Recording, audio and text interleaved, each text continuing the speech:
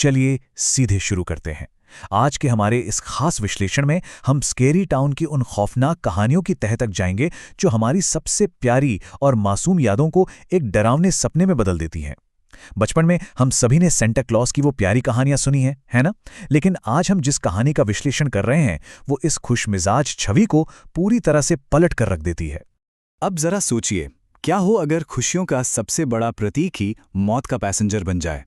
मेरा मतलब है, वो किरदार जिसे बच्चे इतना प्यार करते हैं, वो अचानक अनजान परिवारों के लिए एक ऐसा खौफ लेकर आए जिसके बारे में कोई सोच भी नहीं सकता। ये कोई आम हॉरर कहानी बिल्कुल नहीं है, बल्कि ये हमारी मासूमियत और हमारे विश्वास पर एक सीधा वार है। जरा इस माहौल को इमेजिन करके देखिए। एक बहुत ही शानदार क्रिसमस पार्टी चल रही है, सब खुश हैं, और तभी एक अजनबी सैंटा वहां आता है। वो पिंकी और डेविड नाम के दो मासूम बच्चों के पास जाता है, उन्हें विदेशी चॉकलेट देता है और कहता है, मैं तुम्हारा सैंटा हूं। लेकिन अगले ही पल ना सब कुछ बदल जाता है। उसका चेहरा एक खौफनाक रूप ले लेता है। बच्चों की दर्दनाक चीखें गूंज उठती हैं और वो खुशहाल पार्टी कुछ ही सेकंड्स में घुप अंधेरे और मातम में बदल जाती है। बिल्कुल रोंगटे खड़े कर देने वाला सीन है ये। तो चलिए आते हैं पहले हिस्से पर, missing kids and the रूइन, the investigation begins. अब देखिए, जब शहर से बच्चे गायब होने लगे तो इस मिस्ट्री को सॉल्व करने का जिम्मा आया इंस्पेक्टर अभिमन्यु पर।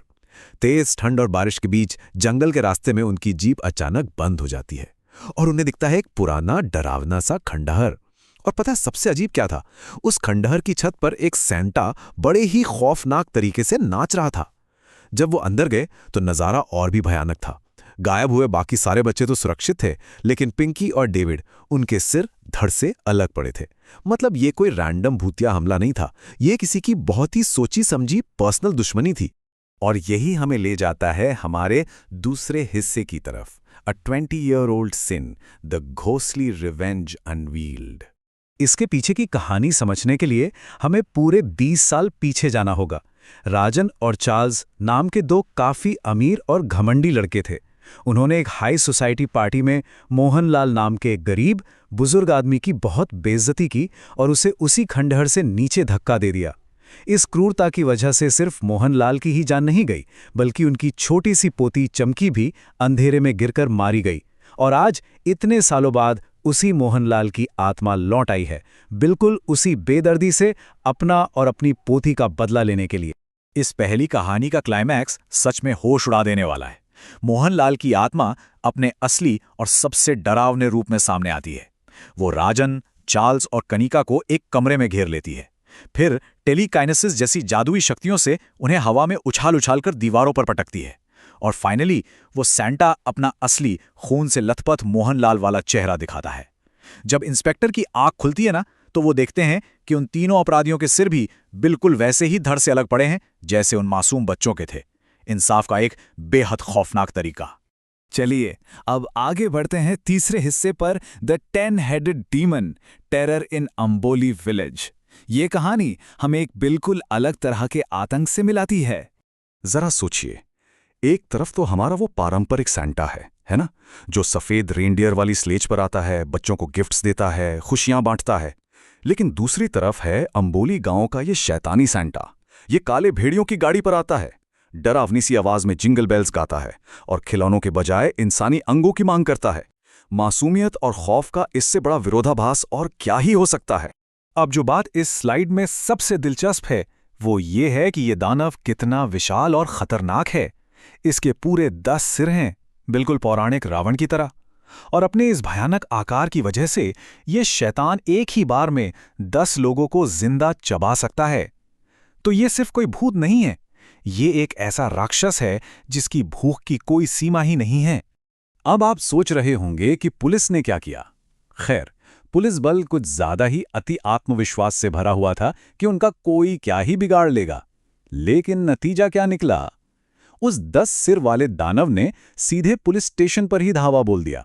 उसने अपनी जादुई ताकतों से पुलिस वालों को उन्हीं के स्टेशन में एक पिंजरे में कैद कर दिया और 5 पुलिस ऑफिसर्स को जिंदा खा गया। ये एकदम साफ दिखाता है कि अति आत्मविश्वास कैसे पूरी तबाही ला सकता है। और अब हम आते हैं अपने आखिरी हिस्से पर, the end of evil, the final stand. जब इस दानव ने सड़कों पर मासूम गांव वालों का कत्लेआम शुरू कर दिया, तब हालात को संभालने के लिए चर्च के फादर आगे आए। उन्होंने एक बहुत ही सटीक रणनीति बनाई। पहला कदम, दानव को लालच देकर गांव की चौपाल में बुलाना। दूसरा कदम, गांव वालों की मदद से उसे अभिमंत्रित और दिव्य शक्तियों वाले क्रॉस से पूरी तरह घेर लेना। और तीसरा, पवित्र अग्नि से उसे जलाकर राख कर देना। जब फादर ने उस पर वो दिव्य प्रकाश डाला तो दानव घबरा गया और अंधा हो गया, और उसने खुद बताया कि वो दरअसल बार्सिलोना के एक कब्रिस्तान से भागा हुआ एक शैतान है।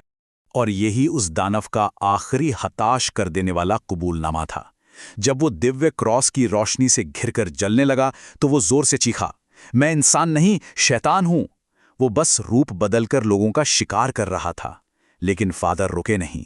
उन्होंने अपने मंत्रों से क्रॉस की ताकत को और बढ़ा दिया और वो पवित्र आग उस भयानक दरिंदे को पूरी तरह से निगल गई। तो यहाँ सबसे अहम बात समझने वाली ये है कि बुराई के अंत के बाद आखिर हुआ क्या। जैसे ही वो दानव जल के पूरी तरह राख हुआ, उस राख के ढेर से अचानक बर्फ गिरने लगी और वहां से बाहर आया असली पवित्र सेंटा क्लॉज। जी हाँ, इससे ये बिल्कुल साफ हो गया कि असली सेंटा कभी बुरा था ही नहीं। उसे तो उस बार्सिलोना के शैतान ने अपनी जादुई ताकतों से अपने शरीर के अंदर कैद कर रखा था। असली खुशियों का दूत उस दानव के अंदर फंसा हुआ था। तो इस पूरे विश्लेषण के अंत में एक बहुत ही गहरा सवाल हमारे सामने आता है, क्या बुरी आत्माएं और डरावने राज आज भी हमारे सबसे प्यारे और उत्सव वाले मुखौटों के पीछे छिपे हो सकते हैं? ये पूरी कहानी हमें ये सोचने पर मजबूर कर देती है कि जो चीज़ें बाहर से इतनी मासूम और अच्छी दिखती हैं, उनके अंदर असल में क्या छिपा है, ये हम कभी नहीं जान सकते। खैर, इस डरावने लेकिन दिलचस्प सफ़र में हमारे साथ जुड़ने के लिए बहुत बहुत शुक्रिया। सुरक्षित रहिए, और हाँ, अगली बार जब कोई ऐसा मुखौटा नजर आए तो 2 बार ज़रूर सोचिएगा।